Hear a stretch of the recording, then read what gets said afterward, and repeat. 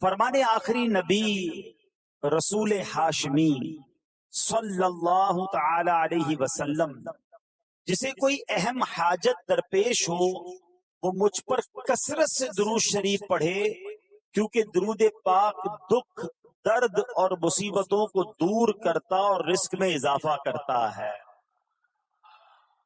تو جب بھی کوئی مشکل آئے، پریشانی آئے، تکلیف آئے، ٹینشن آ جائے تو اس کا بار بار اظہار کرنے سے ٹینشن دور نہیں ہو جاتا۔ کوئی بھی مشکل آتی ہے بندہ سبھی کو بتاتا پھرے، بار بار ذکر کرتا رہے کہ یار بڑی مشکل میں ہوں، بڑی پریشانی میں ہوں۔ شاعر کہتے ہیں نا کہ دکھوں نے تم کو جو گھیرا ہو تو درود پڑھو، دکھوں نے تم کو جو گھیرا ہو تو درود پڑھو، جو حاضری کی تمنا ہو تو درود پڑھو۔ تو جب ٹینشن دور کرنے کا، مشکل دور کرنے کا، پریشانی دور کرنے کا وظیفہ مل گیا ہے، چابی مل گئی ہے، تو پھر فضول باتیں کرنے کی بجائے ہمیں درود پاک کی کثرت کرنی چاہیے۔ صلو علی الحبیب صلی اللہ تعالی علی محمد صلی اللہ علیہ وسلم۔ آج میں آپ کو اللہ کے ایک نبی کا واقعہ سنانا چاہتا ہوں۔ یہ واقعہ قرآن مجید میں بہت تفصیل کے ساتھ موجود ہے، اور یہ واقعہ ایسا ہے کہ میں ان نبی علیہ الصلوۃ والسلام کے عمل کا نام لوں تو نبی علیہ الصلوۃ والسلام کا نام آپ کے ذہن میں خود ہی آ جائے گا۔ یعنی انہوں نے وہ عمل ایسا کیا کہ اب ان کے نام کے ساتھ وہ عمل ایک خاص ٹیگ بن گیا ہے۔ اور اگر میں اب عمل بتاتا ہوں، نام آپ خود بتائیں گے۔ اور ان کا عمل تھا کہ ان کے اندر کمال صبر تھا۔ اب یہ صبر کرنے والے نبی کون ہیں؟ صبر ایوب علیہ السلام۔ مشہور ہے دنیا میں کہ ایوب علیہ السلام کا جو صبر ہے وہ ضرب المثل بن گیا، وہ ایگزامپل بن گیا۔ صبر تو بہت سارے لوگوں نے دنیا میں کیا، مصیبتیں تو بہت سارے اللہ والوں پر آئیں، مگر حضرت ایوب علیہ السلام کو اس قدر کمال کا صبر جو ان کا تھا وہ کیا واقعہ ہے۔ تو آج مشکلیں ہیں، پریشانیاں ہیں، ٹینشن ہیں، لوگ جب پریشان ہوتے ہیں تو صبر کا دامن تھامنے کی بجائے نارملی بے صبری، شکوے اور شکایات کی طرف جاتے ہیں۔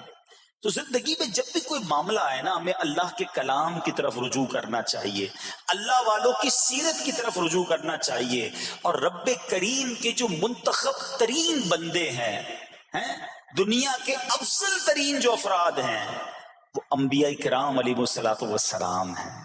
تو ہمیں جب بھی کوئی پرابلم آئے، جب بھی کوئی مسئلہ درپیش ہو، پہلے دیکھیں اللہ والوں نے اس موقع پر کیا کیا تھا، قرآن کیا کہتا ہے، حدیث کیا کہتی ہے، تو پھر زندگی میں چیزیں آسان ہو جاتی ہیں۔ تو حضرت ایوب علیہ الصلوۃ والسلام کی سیرت کے بارے میں جانتے ہیں کہ آپ حضرت اسحاق علیہ الصلوۃ والسلام کی اولاد میں سے ہیں، اور ان کی والدہ حضرت لوط علیہ الصلوۃ والسلام کے خاندان سے ہیں۔ اللہ تعالیٰ نے آپ کو ہر طرح کی نعمت سے نوازا تھا۔ آپ حسن و صورت والے بھی تھے، یعنی آپ کو اللہ پاک نے بہت خوبصورت بھی بنایا تھا، اور اللہ کریم نے مال بھی بہت دیا، اولاد میں بھی کثرت دی، یعنی ویل آف لائف تھی، خوبصورتی بھی ہے، مال بھی ہے، اولاد بھی ہے۔ اچھا، پھر ظاہر مال تھا تو گھر بھی تھے، جانور بھی تھے۔ اس زمانے میں جو ویلتھ ہوتی تھی، جو پیسہ ہوتا تھا، وہ جانوروں کی صورت میں ہوتا تھا۔ آج کل لوگ گاڑیاں رکھتے ہیں، سونا زیورات رکھتے ہیں، اس زمانے میں جانور ہوتے تھے۔ بلکہ اب بھی اگر پاکستان کے بھی آپ انٹیریئر کے ایریا میں چلے جائیں، گاؤں گوٹھ میں جائیں، تو لوگ اپنا مال و دولت سے جانور ہی خرید رہے ہوتے ہیں۔ ان کے نزدیک یہی ان کا جو ہے وہ جو بھی ان کا کاروبار ہوتا ہے اور مال ہوتا ہے۔ اب آپ پر امتحان آیا، آزمائش آئی، اور وہ آزمائش کیسے آئی کہ پہلے آپ کا مکان گرا، اور خاندان کے جتنے افراد تھے اور آپ کے بیٹے تھے، جتنے بھی آپ کے بیٹے تھے نا، وہ سب اس مکان کے تلے دب کر انتقال کر گئے۔ اللہ اکبر۔ آپ کو آ کر خبر دی جاتی گئی کہ حضور آپ کا مکان گر گیا ہے، آپ کے بچے دب گئے اور دب کر ان کا انتقال ہو گیا ہے۔ آپ فرماتے تھے میرا کیا ہے، جس کا تھا اس نے لے لیا، جب تک اس نے مجھے دے رکھا تھا وہ میرے پاس تھا، جب اس نے چاہا اس نے واپس لے لیا، اسی نے دیا تھا نا۔ تھوڑی دیر بعد خبر آئی کہ آپ کے جتنے جانور تھے، ہزارہا اونٹ تھے، بکریاں تھی، ریوڑ کے ریوڑ تھے، سارے جانور جو ہیں وہ مر گئے۔ کسی نے آ کر کہا کہ اب آپ کی جتنی دولت تھی، جتنے جانور تھے وہ بھی مر گئے۔ سبحان اللہ، اب اللہ کا شکر بجا لاتے، کہتے یا اللہ جو رب کا تھا اس نے واپس لے لیا، اسی کا تھا جتنی دیر چاہا میرے پاس رہا، واپس لے لیا اس نے۔ میں اپنے رب کی رضا پر راضی، میں اس امتحان پر راضی ہوں۔ اللہ اکبر۔ اب کیا ہوا کہ آپ کی تمام کھیتیاں اور جو باغات تھے، بہت بڑی زمینیں تھی، بڑے بڑے کھیت تھے، وہ بھی سارے کے سارے برباد ہو گئے۔ کسی نے آ کر بتایا کہ حضور اب تو کھیت بھی گئے، اب باغات بھی گئے۔ آپ نے فرمایا کہ جس کا تھا اس نے لے لیا، میں اس کی رضا پر راضی ہوں۔ جب تک میرے پاس تھا وہ میرے پاس تھا، اب رب نے واپس لینا چاہا تو اس نے لے لیا۔ اب he was empty handed، یعنی اب کچھ بھی نہیں تھا، نہ بچے ہیں، نہ مال ہے، نہ جانور ہے، نہ مکان ہے۔ مگر حضرت ایوب علیہ السلام کی زبان پر پھر بھی شکر ہے، اب بھی شکر ہے، شکوہ نہیں ہے کہ اللہ میں تیری رضا پر راضی ہوں۔ لیکن ابھی امتحان ختم نہ ہوا تھا، اور اس امتحان کے پیچھے بعض مفسرین نے ایک اور قول بھی نقل کیا کہ شیطان نے حضرت ایوب علیہ السلام کو دیکھ کر اللہ کی بارگاہ میں کہا کہ مولا یہ تیرا بندہ اس لیے تیرا شکر گزار ہے کہ تو نے اسے بڑا نوازا ہے، بڑا مال دیا ہے، اولاد دی ہے، گھر دیا ہے۔ اب رب کریم نے حضرت ایوب پر امتحان بھیجا تاکہ پتا چلے کہ میرے نیک بندے امتحان کے بعد بھی صبر کرتے ہیں۔ لیکن اب سب چلا گیا نا، تو شیطان نے کہا کہ ابھی جان تو باقی ہے نا، صحت تو باقی ہے۔ اللہ اکبر۔ مزید آزمائش آئی اور یہ ہوا کہ آپ کو بیمار کر دیا گیا، مبارک جسم پر بڑے بڑے آبلے پڑ گئے، پھوڑے جس کو کہتے وہ پڑ گئے۔ اس حال میں آپ کے سارے دوست بھی آپ کو چھوڑ کے چلے گئے۔ آج کل ویسے بھی حال ایسا ہی ہے جناب، جب تک پیسہ ہے، شہرت ہے، آپ کے پاس کوئی مال ہے تو آس پاس بہت سارے لوگ ہوتے ہیں، مگر جب یہ سب چیزیں چلی جائیں نا تو بعض اوقات ایسی کنڈیشن میں اپنے اور پرائیوں کی جانچ بھی ہو جاتی ہے کہ اب کون کھڑا ہے۔ دوستی مال کے لیے تھی، دوستی شہرت کے لیے تھی، دوستی منصب کے لیے تھی، یا کسی کی ذات سے واقعی خالص دوستی تھی؟ اب کیا ہوا، آپ کے سارے رشتہ دار، سارے دوست بھی دور چلے گئے، سوائے آپ کی فرما بردار زوجہ تھی جن کا نام تھا رحمت بن افرایم، اور یہ حضرت یوسف علیہ السلام کی پوتی بھی تھی، اللہ کے نبی کی آل سے تھی، وہ آپ کی خدمت کرتی رہی۔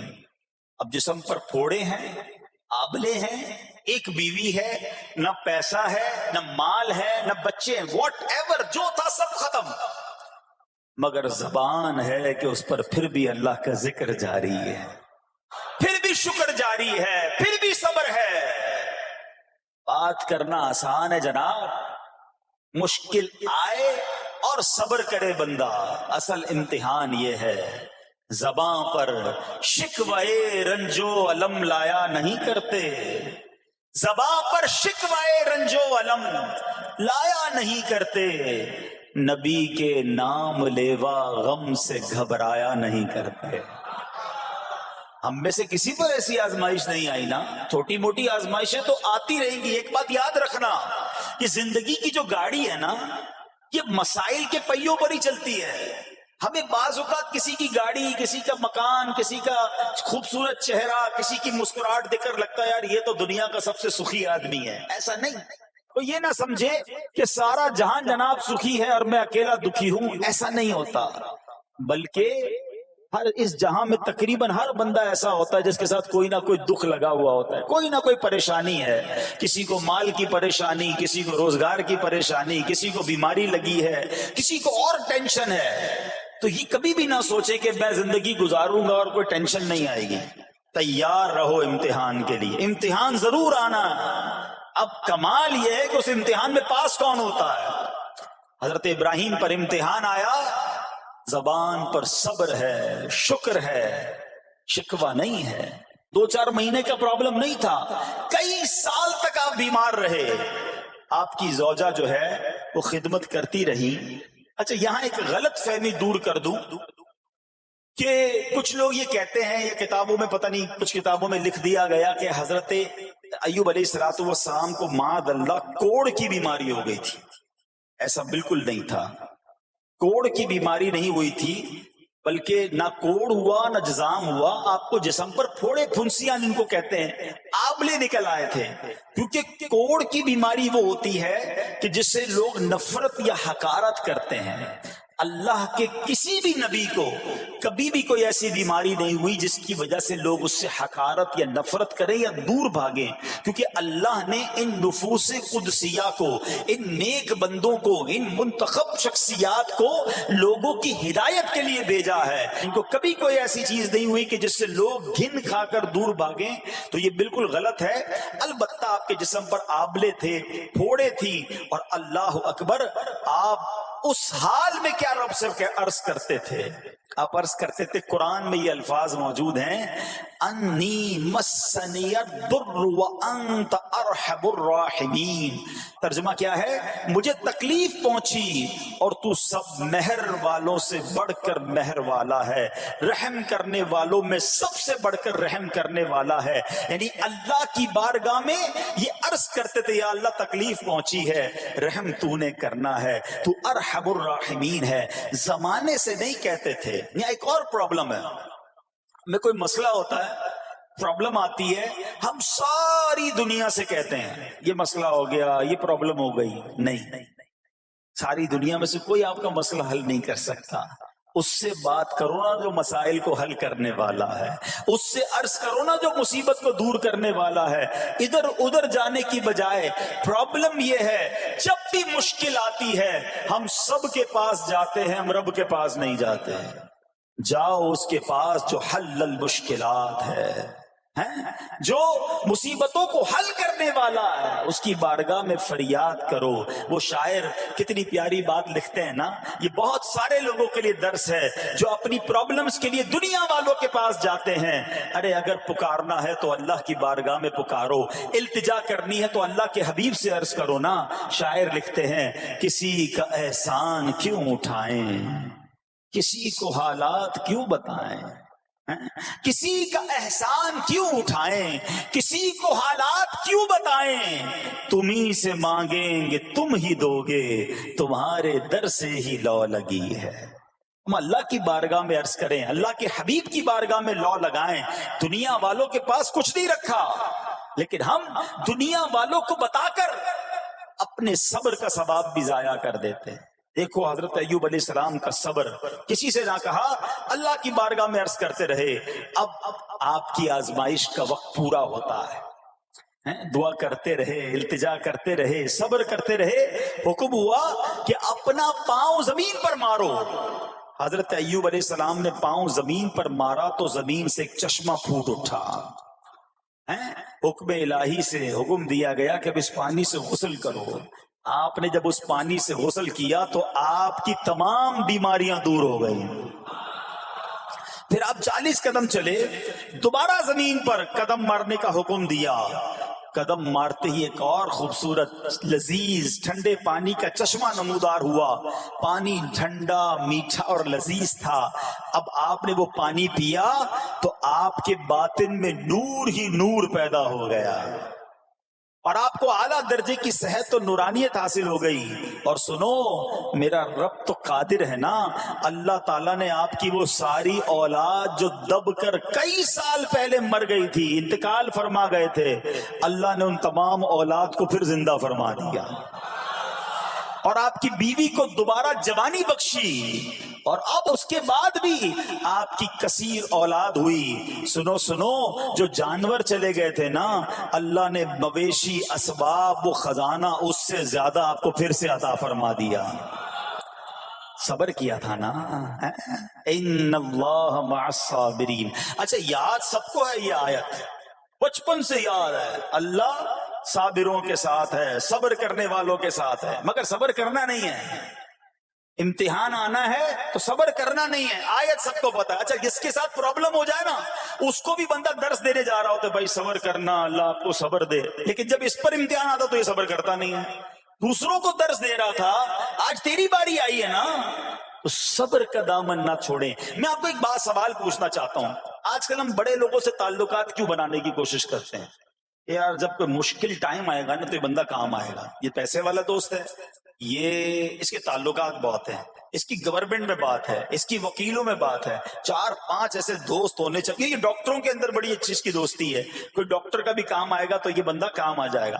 ہم دنیا والوں سے تعلقات اس لیے بناتے ہیں تاکہ یار مصیبت آئے تو یہ بندہ کام آئے. اور نارملی اکثر ایسا ہوتا ہے کہ جس سے امید رکھی ہوتی ہے مصیبت کے وقت وہ غائب ہو جاتا ہے. علیہ السلام کی زندگی میں ایک اور واقعہ یہ ہوا کہ جب آپ بیمار تھے، آپ کو پتہ ہے جب بندہ بیمار ہوتا ہے تو بعض اوقات اس کی طبیعت میں کیفیات بھی ہوتی ہیں.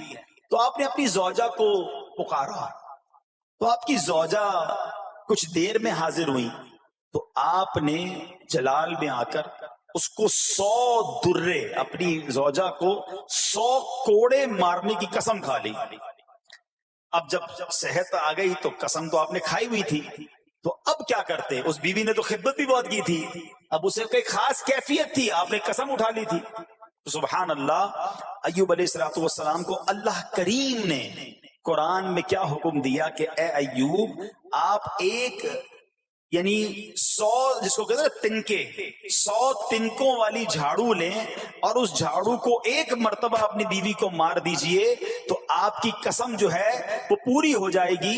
یعنی قسم کا کفارہ نہیں دینا ہوگا. اللہ اکبر. اللہ نے اس نبی علیہ السلام کی فرما بردار بیوی کی جو سزا تھی یا جو معاملہ تھا اس کو کتنا آسان فرما دیا. تو رب کریم نے قرآن مجید فرقان حمید میں اس کو کس طرح بیان فرمایا؟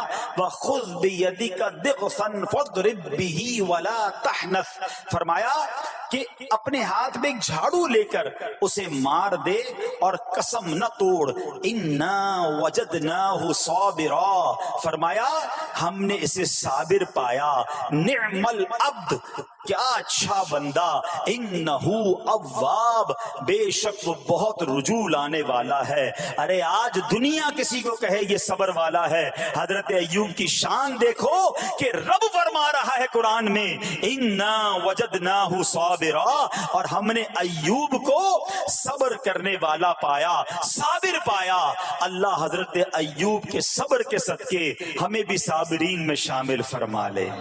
اللہ اکبر، سبحان اللہ. اور رب کریم نے جو اواب فرمایا، علماء کہتے ہیں کہ یہ اواب کے لاجواب خطاب کو جو آپ کے سر مبارک پر ایک تاج کی طرح رکھ دیا گیا، کیونکہ اواب کے معنی کیا ہے؟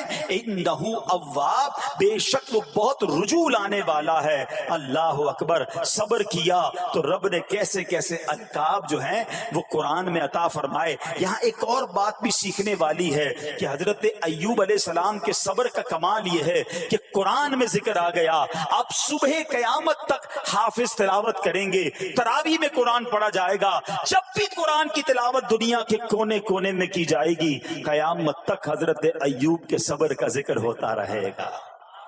جب آپ صبر کرتے ہیں اللہ رسول کو راضی کر لیتے ہیں، اللہ ان ناموں کو بلند فرما دیتا ہے. بہرحال میرے پیارے اسلامی بھائیوں، اب یہاں تھوڑا سا ایک شرعی مسئلہ بھی سمجھ لیں. بعض اوقات کہ آپ لفظ سنتے ہیلا. اچھا، کچھ لوگ جب یہ لفظ ہیلا سنتے ہیں تو کنفیوز ہو جاتے ہیں، یار یہ کیا، ایک کام کرنا تھا اس کو ایک اور طریقے سے کر دیا، ہمیں سمجھ نہیں آ رہا. عجیب عجیب سی لوگ باتیں کرتے ہیں. سبحان اللہ. علماء فرماتے ہیں پہلے ہیلے کا مسئلہ سمجھ لیں. فتاوی عالمگیری میں ہے جو ہیلا کسی کا حق مارنے یا اس میں شبہ پیدا کرنے یا باطل ذریعے سے فریب دینے کے لیے کیا جائے وہ مکروہ ہے. اور جو ہیلا اس لیے کیا جائے کہ آدمی حرام سے بچ جائے یا حلال کو حاصل کر لے وہ اچھا ہے. انما الاعمال بالنیات. غلط نیت سے ہیلا کہ کسی کا حق دبا لوں یا معاذ اللہ زکوٰۃ ادا ہی نہ کرنی پڑے، اللہ کو کوئی دھوکہ نہیں دے سکتا. اللہ دیکھ رہا ہے کہ اس کی نیت کیا ہے. لیکن ہیلا اس لیے ہے کہ حرام سے بچ جائے، حلال حاصل کر لیا جائے. تو اس کی جو جواز کی صورتیں ہیں علماء نے فرمائی یہ آیت اس میں دلیل ہے. اور آیت کیا تھی؟ وَخُذْ بِيَدِكَ ضِغْثًا فَاضْرِبْ بِهِ وَلَا تَحْنَثْ. اور فرمایا اپنے ہاتھ سے ایک جھاڑو لے کر اسے مار دو اور قسم نہ توڑو. قسم تو 100 کوڑے مارنے کی تھی، اللہ کریم نے آسانی کا راستہ بتایا. ہاں ایک بات یاد رہے، یہ بڑی امپورٹنٹ بات کرنے جا رہا ہوں کہ مفتیان کرام، قابل اعتماد مفتیان کرام سے رہنمائی لے کر ہم جیسے لوگوں کو، عوام الناس کو کوئی ہیلا اپنے طور پہ نہیں کر لینا چاہیے. ہاں کیونکہ بعض ہیلوں کی شرعی طور پر اجازت نہیں ہوتی اور بعض اوقات ہیلا کرنے میں ایسی غلطی لوگ کر جاتے ہیں جن کی وجہ سے ہیلا ہوتا ہی نہیں ہے. تو یہاں صرف آپ کو دلیل بتانا تھا. باقی اگر کسی قسم کا کوئی شرعی ہیلا کرنا ہے تو قابل اعتماد مفتیان کرام سے رجوع کیا جائے. سبحان اللہ. اب حضرت ایوب علیہ السلام کے صبر کی بات ہوئی ہے نا، اللہ نے پتہ ہے آپ کو کتنا مقام عطا فرمایا کہ نبی کریم صلی اللہ تعالی علیہ وآلہ وسلم نے ارشاد فرمایا حضرت ایوب لوگوں میں سب سے بڑھ کر عالم، صابر اور غصہ پینے والے تھے. حضرت ابن مسعود رضی اللہ تعالیٰ عنہ سے مروی ہے کہ حضرت ایوب علیہ السلام قیامت کے دن صبر کرنے والوں کے سردار ہوں گے. ہاں صبر کرنے والوں کے بھی سردار ہوں گے. اچھا بعض اوقات ہوتا کیا ہے، اچانک کوئی پرابلم آ گئی، کہیں آگ لگ گئی، گاڑی میں نقصان ہو گیا، پیسے چوری ہو گئے، موبائل چوری ہو گیا، کوئی چیز میں نقصان ہو گیا، کاروبار میں نقصان ہو گیا، صحت خراب ہوئی. بندہ کہتا ہے یار یہ میرے ساتھ کیوں ہوا ہے، میں نے ایسا کیا کیا ہے. بعض اوقات زبان سے شکوے، شکایت، حالانکہ قرآن مجید فرقان حمید نے تو پہلے ہی ہمیں بتا دیا ہے. ہمارا پرابلم پتہ ہی کیا ہے، ہم بہت ساری باتیں جانتے ہیں دنیا کی، قرآن و حدیث پڑھتے نہیں ہیں تو مینٹلی پریپیئرڈ نہیں رہتے. آپ کو پہلے ہی پتا ہو کہ یار گرمیاں آنے والی ہیں تو اچانک گرمیاں آئیں گی تو پریشان نہیں ہوں گے نا. آپ کو پتا تھا جون جولائی میں گرمی ہوتی ہے، بھائی سردیاں نہیں ہوتی. آپ پنکھا بھی تیار رکھتے ہیں، ٹھنڈا پانی کا انتظام بھی رکھتے ہیں، گرمی کے وقت باہر کم نکلتے ہیں. اور سردیاں آتی ہیں آپ کو پہلے ہی پتا ہوتا ہے، رضائی تیار کر لیتے ہیں، سویٹر نکال لیتے ہیں. ایسا نہیں ہوتا کہ صبح اٹھتے تو 40 ڈگری ہوتا ہے، دوسرے دن اٹھتے تو 5 ڈگری ہوتا ہے. بندہ کہ یار آج ٹھنڈ کی ہو گئی، کل گرمی کی ہو گئی. مینٹلی پریپیئرڈ جب بندہ ہوتا ہے تو وہ تیار ہوتا ہے. اگر جو قرآن پڑھنے والا ہے، حدیث پڑھنے والا ہے، اس کو تو پہلے ہی مینٹلی پریپیئرڈ ہونا ہے. کیوں؟ قرآن کا وعدہ ہے نا، قرآن کا اعلان سنو. اللہ کریم قرآن مجید میں کیا ارشاد فرماتا ہے؟ بسم اللہ الرحمن الرحیم وَلَنَبْلُوَنَّكُمْ بِشَيْءٍ مِّنَ الْخَوْفِ وَالْجُوعِ وَنَقْصٍ مِّنَ الْأَمْوَالِ وَالْأَنفُسِ وَالثَّمَرَاتِ وَبَشِّرِ الصَّابِرِينَ. اور ضرور ہم تمہیں آزمائیں گے. کیا فرمایا؟ ضرور آزمائیں گے، تیار رہو. دیر از ایگزامینیشن. اچھا آزمائش کن کی چیزوں کی ہوگی؟ سبحان اللہ. قرآن نے لسٹ بھی دے دی ہے کہ آزمائش کیا ہوگی. فرمایا کچھ ڈر سے، اچانک خوف آ جاتا ہے نا، کوئی دشمن آ جاتا ہے، کوئی دھمکی دے رہا ہوتا ہے، اچانک حالات خراب ہو جاتے ہیں، دل میں خوف بیٹھ جاتا ہے. پھر فرمایا بھوک سے، مال کم ہو گیا، تنگی آ گئی تو بھوک سے. پھر فرمایا کچھ مالوں اور جانوں اور پھلوں کی کمی سے. کبھی کاروبار میں نقصان ہوگا، کبھی کسی کے باغات ہے تو باغ فصل اجڑ سکتی ہے، آپ کو کوئی نقصان ہو سکتا ہے، کسی جگہ آگ لگ سکتی ہے. اور جانوں کی کمی سے بیماری بھی آ سکتی ہے. مگر آگے کیا فرمایا؟ وَبَشِّرِ الصَّابِرِينَ. خوشخبری سنا ان صبر والوں کو. اور جب سبحان اللہ یہ ایگزام آتا ہے نا، جو اس ایگزام سے نکل جاتا ہے تو رب نے فرمایا خوشخبری ہے. اللہ اکبر. ہم نے زندگی میں دیکھا ہے جس نے مصیبت پر صبر کیا، اللہ کی رضا پر راضی رہا، اللہ نے مشکل سے بھی نکالا اور پہلے سے اسے زیادہ عطا فرما دیا. ہمارا پرابلم ہی ہم ٹیسٹ میں فیل ہو جاتے ہیں. جیسے ہی امتحان شروع ہوا، واویلا شروع، شور شروع، شکوے شروع. سب کو بتانا، حالانکہ کر کوئی نہیں سکتا لیکن سب کو بتائیں گے. نہ کرو ایسا، میں جانوں میرا رب جانے، مجھے کیوں کسی کو بتانا.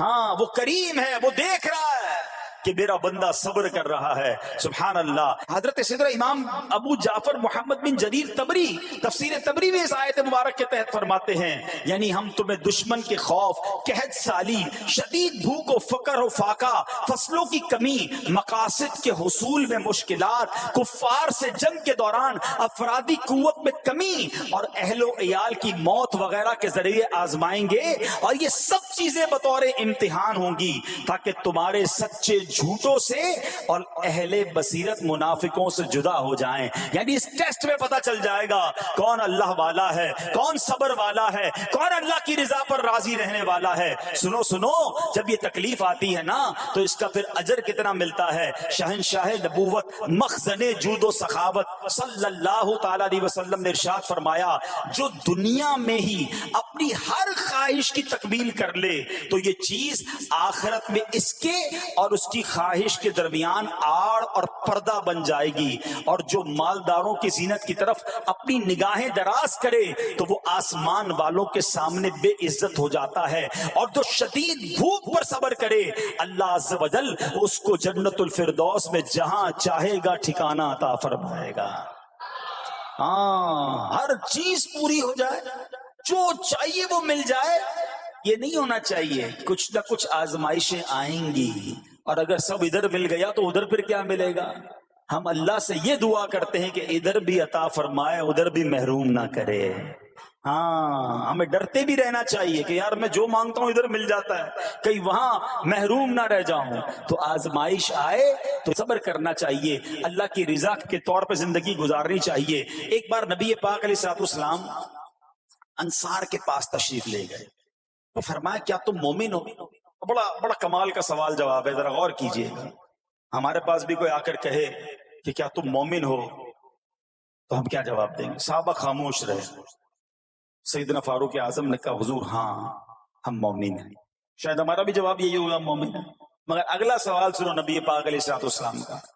فرمایا کہ اگر تم مومن ہو تو تمہارے ایمان کی علامت کیا ہے؟ ہاں، اب ہم سے کوئی یہ سوال کرے تو ہم جواب کیسے دیں گے؟ بھائی تم کہہ رہے ہو مومن ہیں، واٹ از دا سمپٹمز؟ کوئی نشانی، کوئی علامت تو بتاؤ نا. اب یہ سوال کرنے والے کون ہیں؟ پیارے آقا صلی اللہ تعالی علیہ وآلہ وسلم. صحابہ سامنے بیٹھے ہیں. ارشاد فرمایا مومن ہو تو علامت کیا ہے؟ کیا شاندار جواب دیا کہ صحابہ کرام نے کہ ہم جب فراخی کی حالت ہوتی ہے نا، آسانی ہوتی ہے تو ہم شکر ادا کرتے ہیں. جب آزمائش آتا ہے، کوئی پرابلم آتی ہے، ہم صبر کرتے ہیں اور اللہ کے فیصلے پر راضی رہتے ہیں. نبی اکرم علیہ السلام نے جواب میں کیا فرمایا؟ رب کعبہ کی قسم تم مومن ہو. تو پتہ یہ چلا کہ مومن ہونے کی نشانی یہ ہے کہ جب اچھے دن آئیں تو شکر کرے اور مشکل کے دن آئیں تو اللہ کی رضا پر، اللہ کے فیصلوں پر راضی رہے، صبر کرے.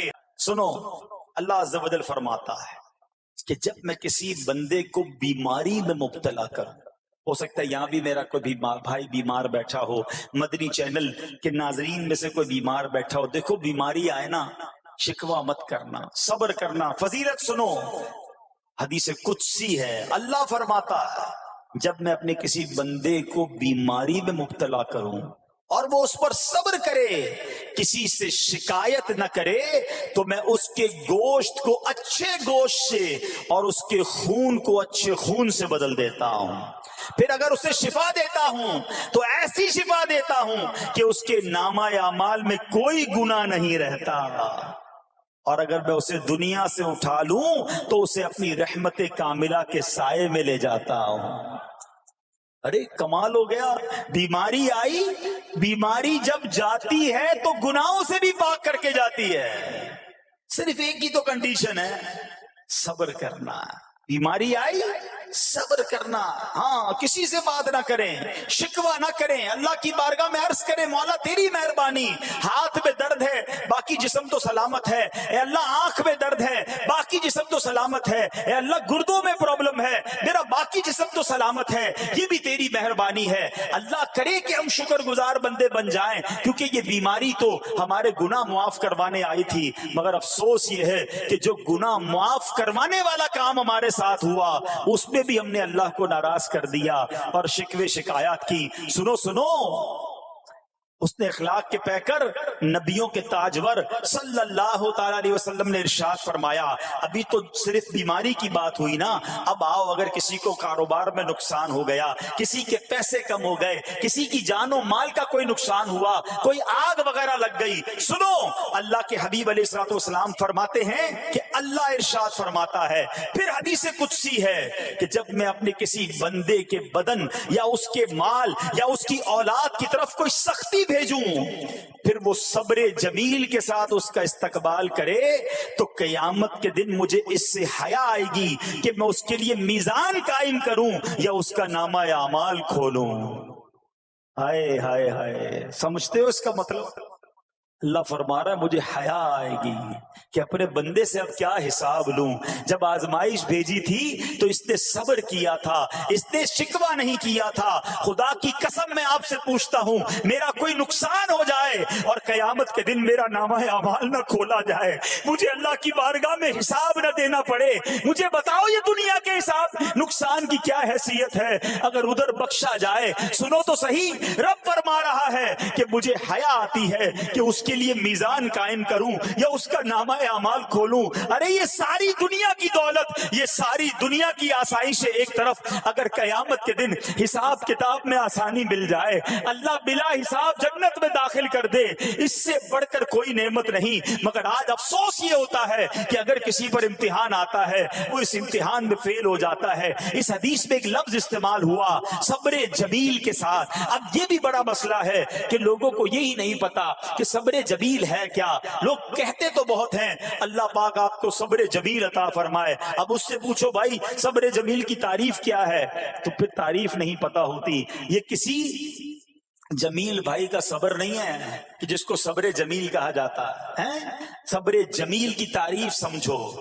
علماء کہتے ہیں کسی مصیبت زدہ اور غیر مصیبت زدہ کو برابر میں دیکھو، مگر دونوں میں کوئی فرق نظر نہ آئے، یعنی چہرہ بھی نہ بتائے کہ وہ کسی مشکل میں ہے، اس کی عادتیں بھی نہ بتائیں کہ وہ کسی پرابلم میں ہے، یعنی اس کو دیکھ کر پتہ ہی نہ چلے کہ وہ بڑی مشکل میں ہے۔ فرمایا یہ ہے صبر جمیل۔ مگر آج ہمارا حال یہ ہے، ہمارا چہرہ بتا دیتا ہے بھائی خیر تو ہے، بڑی ٹینشن میں ہو، ہاں یار کیا کروں بس موبائل ٹوٹ گیا، ارے بھائی بڑی چہرے پہ بڑی ہوائیاں اڑ رہی ہیں، بس کیا کروں جناب آج 5,000 روپے کھو گئے، 5,000 روپے کھو جائیں، چھوٹا سا نقصان ہو جائے، ہمارا چہرہ بتا دیتا ہے کہ ہمارے ساتھ کوئی معاملہ ہوا ہے۔ صبر جمیل یہ ہے کہ دیکھ کر کوئی پہچان ہی نہ سکے کہ یہ بندہ کتنی مشکل میں ہے، چاہے اندر کتنی تکلیف میں ہو، دنیا والوں کو نہ بتائے کیونکہ وہ رب کا بندہ ہے، وہ اللہ کی بارگاہ میں فریاد کرے۔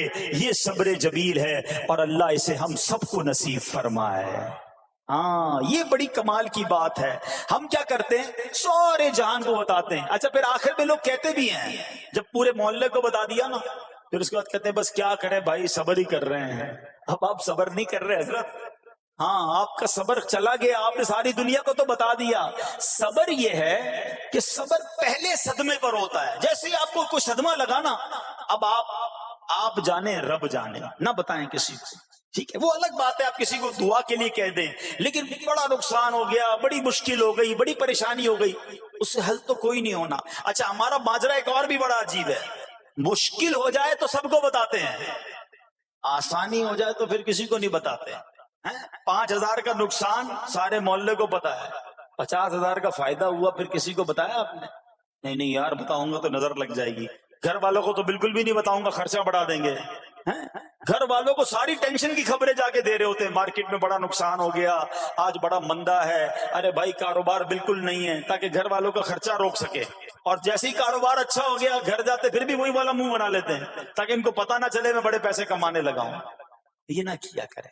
ہاں، ٹینشن آپ کسی کو بتا کر اپنا صرف ثواب ضائع کرتے ہیں، باقی کچھ نہیں ہوتا.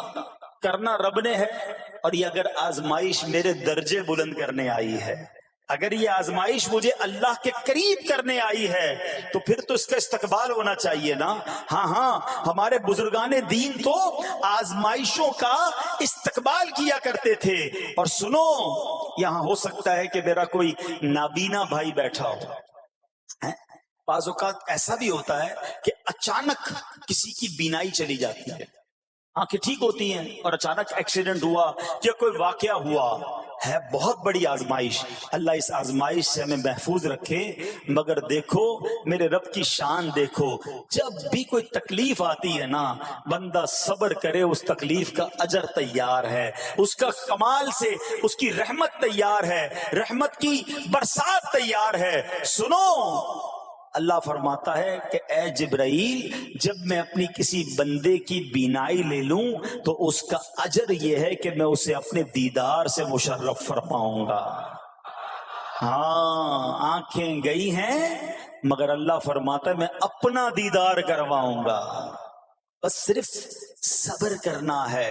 اسی طرح میرے پیارے اسلامی بھائیوں، بعض لوگوں کے یہاں بچے کا انتقال ہو جاتا ہے، چھوٹے چھوٹے بچوں کا انتقال ہو جاتا ہے، یا بعض اوقات پیدائشی بچہ مرا ہوا ہوتا ہے، پیدا اس کا انتقال ہو جاتا ہے، یا بعض اوقات ولادت سے پہلے ہی بچہ ضائع ہو جاتا ہے.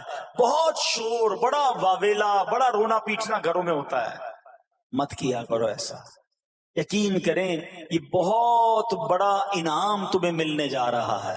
ایسا نہ ہو یہ رونا پیٹنا، یہ بے صبری، یہ اللہ کی بارگاہ میں شکوے شکایات، اتنے بڑے تم اجر سے محروم رہ جاؤ. سنو، اللہ کے آخری نبی صلی اللہ تعالی علیہ وسلم نے فرمایا، جس مسلمان جوڑے کے 3 بچے انتقال کر جائیں، اللہ عز و جل ان بچوں پر فضل و رحمت کرتے ہوئے ان دونوں یعنی ماں باپ کو جنت میں داخل فرمائے گا. صحابہ کرام نے عرض کی کسی کے 2 بچے، فرمایا 2 بچے بھی، پھر عرض کی اور 1، فرمایا 1 بھی، پھر فرمایا اس ذات کی قسم جس کے قبضہ قدرت میں میری جان ہے، جس عورت کا کچا بچہ فوت ہو جائے یعنی حمل ضائع ہو جائے اور وہ اس پر صبر کرے تو وہ بچہ اپنی ماں کو اپنی ناف کے ذریعے کھینچتا ہوا جنت میں لے جائے گا.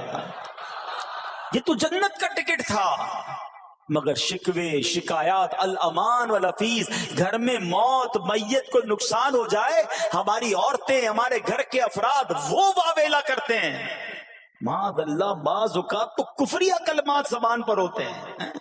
معاذ اللہ ثم معاذ اللہ، کہتے کہ اللہ کو ہمارا ہی گھر ملا تھا، اتنے چھوٹے بچے کا کیا قصور تھا. استغفر اللہ. یہ تمہارے جملے، ایک تو گھر میں مصیبت پہلے ہی آئی ہوئی ہے اور تم اللہ پر اعتراض کر کے معاذ اللہ اللہ کو ظالم کہہ کے اپنا ایمان بھی ضائع کر بیٹھے، یہ تو اس سے بڑی مصیبت ہو گئی نا. تو نہ کریں ایسا. سیکھو. آج میں نے آپ کے سامنے حضرت ایوب علیہ السلام کی سیرت اور قرآنی واقعہ بیان کیا کہ سب کچھ چلا گیا مگر وہ اللہ کی رضا پر راضی تھے. رب نے انہیں صبر کرنے والا بندہ بھی فرمایا اور ساری نعمتیں پہلے سے زیادہ عطا فرما دی. حضرت سیدنا فتح موصلی رحمت اللہ تعالی علیہ کی زوجہ محترمہ رضی اللہ تعالی عنہا کا پاؤں پھسل گیا اور ان کا ناخن ٹوٹ گیا. وہ مسکرانے لگی. اللہ اکبر. کبھی کبھی ہمارا بھی ناخن ٹوٹا ہوگا، بہت تکلیف ہوتی ہے. ناخن ٹوٹے تو جان نکل جاتی ہے مگر آپ مسکرانے لگی. کسی نے پوچھا کہ آپ کو ناخن ٹوٹنے کا درد نہیں ہوا، آپ مسکرا رہی ہیں؟ تو فرماتی ہیں کہ اس درد پر جو ثواب ملے گا نا، مجھے درد پر صبر کروں گی اور جو مجھے اس پر ثواب ملے گا تو اس ثواب کے تصور نے میرے درد کی تلخی کو دور کر دیا.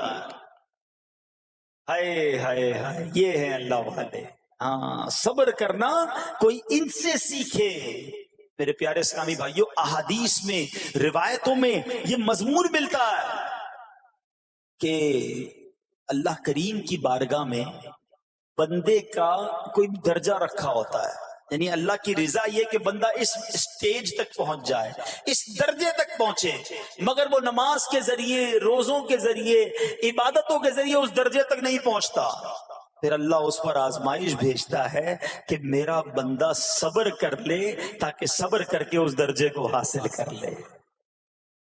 ہائے ہائے، یعنی مجھ پر کوئی آزمائش آئی تھی میرے درجے بڑھانے، مگر ہائے میری بے صبری کہ میں نے وہ درجہ پانے کا موقع ضائع کر دیا، میں نے وہ ثواب پانے کا موقع ضائع کر دیا۔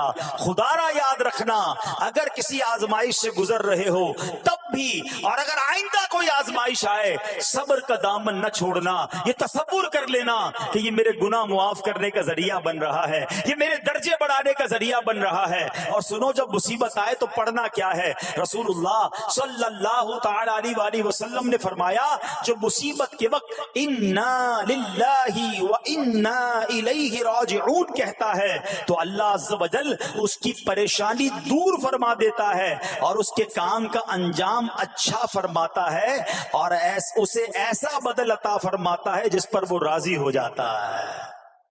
تو یہ پڑھ لیں، لیکن شکوہ نہ کریں، دنیا والوں کو بتانے کی حاجت نہیں۔ اچھا، وہ جو میں بات کر رہا تھا کہ تکلیف سب کو بتانی ہے اور راحت کے بارے میں کسی کو کوئی شکر کرتا ہوا نظر نہیں آتا۔ ایک بار ایک شخص کے سر پر جو ہے نا وہ تکلیف ہوئی نا، سر میں درد ہو گیا، اس نے پٹی باندھی اور گھومنے لگا۔ اس زمانے میں حضرت رابعہ بصریہ رضی اللہ رحمت اللہ تعالی علیہ، اللہ کی بہت بڑی ولیاں ہیں، آپ نے اس کو دیکھا کہ کیوں پٹی باندھی ہے؟ وہ کہتا سر میں درد تھا اس لیے پٹی باندھی ہے۔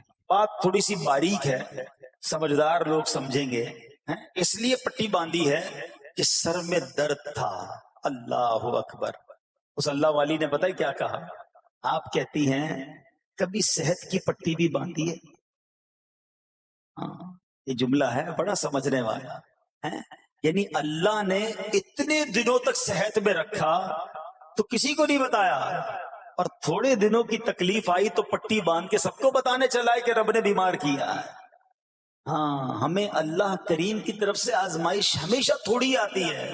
اگر اپنی زندگی کا ہم پورا عرصہ کیلکولیٹ کریں نا کہ بھئی 40 سال کا کوئی بندہ ہو گیا ہے تو کتنے دن ہوئے 40 سال میں؟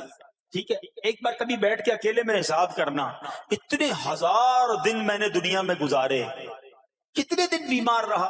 تو شاید چند دن، 100 دن، 50 دن، 200 دن بنیں گے۔ کئی ہزار دنوں میں سے اگر چند دن اللہ نے مجھ پر آزمائش ڈالی تو ہزاروں دن راحت بھی تو ڈالی نا، صحت بھی تو عطا فرمایا۔ اتنے دن جس رب نے چھاؤں میں کھڑا کیا، اگر تھوڑی دیر کے لیے دھوپ آئی ہے تو مجھے شکوہ نہیں کرنے چاہیے۔ یاد رکھنا، ہر رات کے بعد صبح ہے، ہر دھوپ کے بعد چھاؤں ہے۔ اگر تم انتظار کرو گے تو رب ایسی رحمت تم پر نازل کرے گا، اپنے غیب کے خزانوں سے عطا فرمائے گا۔ قرآن میں رب نے وعدہ کیا ہے، وَمَن يَتَوَکَّلْ عَلَى اللَّهِ فَهُوَ حَسْبُهُ، جو اللہ پر بھروسہ کرے اللہ اس کے لیے کافی ہے۔ مگر ہمارا پرابلم یہ ہے کہ جب مشکل آتی ہے ہم یہ ساری باتیں بھول کر بس شکوہ، شکایات اور پریشانی میں چلے جاتے ہیں۔ ارے آپ اس مصیبت کو اللہ کی طرف سے نعمت سمجھ لو، اللہ کی طرف سے یہ سمجھ لو کہ میرے گناہ معاف کروانے، میرے درجات بلند کرنے کے لیے آیا ہے۔ اچھا، اب ایک اور بات، بعض اوقات شیطان ہے نا، وہ کسی کے دماغ میں وسوسہ ڈالتا ہے کہ یار جب میں نمازیں نہیں پڑھتا تھا نا تب تو اتنا پریشان نہیں رہتا تھا، جب سے نمازیں شروع کی، دعوت اسلامی کے اجتماع میں آنے لگا، مدنی قافلوں میں سفر شروع کر دیا، اب تو میں نے کچھ ذمہ داری بھی لینا شروع کر دی ہے۔ ارے میں نے جب سے امامہ پہنا ہے، یہ داڑھی رکھ لی ہے، میری کوئی اسلامی بہن سن رہی ہے کہ بے پردہ گھومتی تھی تو کوئی اتنا ٹینشن نہیں تھا، اب میں نے جناب پردہ کرنا شروع کیا ہے، قرآن پڑھنا شروع کیا ہے تو ٹینشنیں شروع ہو گئی ہیں۔ اب شیطان بعض لوگوں کے ذہنوں میں یہ وسوسہ ڈالتا ہے کہ میں تو دین کے قریب ہو رہا ہوں، اللہ کے قریب ہو رہا ہوں، اور مجھ پر آزمائشیں کیوں آ رہی ہیں؟ سنو سبحان اللہ، اللہ کے حبیب علیہ الصلوۃ والسلام کی کیا شان ہے۔ اعلیٰ حضرت ایسے ہی نہیں کہتے کہ میں نثار تیرے کلام پر، ملی یوں تو کس کو زبان نہیں، وہ سخن ہے جس میں سخن نہ ہو، وہ بیان ہے جس کا بیان نہیں۔ میرے آقا نے کم و بیش 1450 سال پہلے یہ مسئلہ سالو کر دیا. حضرت سیدنا سعد بن ابو وقاص رضی اللہ تعالیٰ عنہ فرماتے ہیں کہ میں نے عرض کی یا رسول اللہ صلی اللہ تعالیٰ علیہ وسلم سب سے زیادہ مصیبتیں کن لوگوں پر؟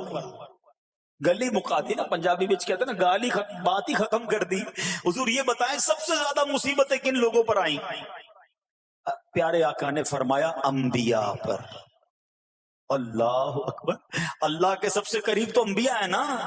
انبیاء پر، پھر ان لوگوں کے بعد جو لوگ بہتر ہیں، پھر ان کے بعد جو بہتر ہیں. سنو اب اگلا جملہ، بندے کو اپنی دینداری کے اعتبار سے مصیبت میں مبتلا کیا جاتا ہے. اگر وہ دین میں سخت ہوتا ہے اس کی آزمائش بھی سخت ہوتی ہے. اگر وہ دین میں کمزور ہوتا ہے تو اللہ عز و جل اس کی دینداری کے مطابق اسے آزماتا ہے. بندہ مصیبت میں مبتلا ہوتا رہتا ہے یہاں تک کہ اس کے دنیا میں ہی اس کے سارے گناہ بخش دیے جاتے ہیں.